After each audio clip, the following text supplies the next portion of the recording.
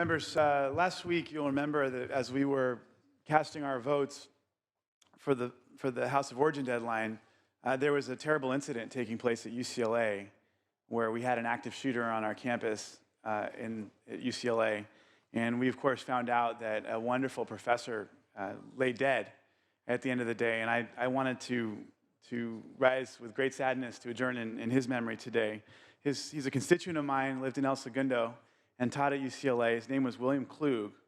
And obviously his life was cut short senselessly when he was murdered by a former student. He was 39 years old, and he was by all accounts a brilliant professor and an even better man who, in the competitive world of academia, was renowned for an uncommon compassion and tendency to treat colleagues and students as intellectual equals.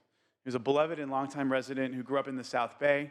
Klug attended Westmont College as an undergrad. He received his master's degree in civil engineering from UCLA. He was awarded a doctorate from Caltech in 2003. In that same year, he was hired on at the faculty at UCLA, ultimately holding appointments in mechanical, aerospace, and bioengineering before being promoted to full professor just last year. In his research, Professor Klug was working to apply biomechanics to cardiology in hopes of furthering our knowledge about the electromechanics of the heart. In the classroom, he was an adept teacher who could illustrate the most difficult concepts with extreme clarity. That's a direct quote from one of his students. He was a positive and encouraging mentor. He invited students to his home for barbecues in the summer. And he was encouraged initially to go into teaching by his wife, Mary Elise, who he met while attending Westmont. And together they were raising 2 young children. And on weekends, Bill could be seen taking his kids surfing in Manhattan Beach, coaching Little League in El Segundo, or attending Dodgers games.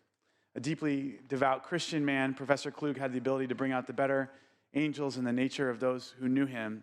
He's already deeply missed by the Bruin family and the South Bay community he called home. And I ask that the Senate adjourn in his memory.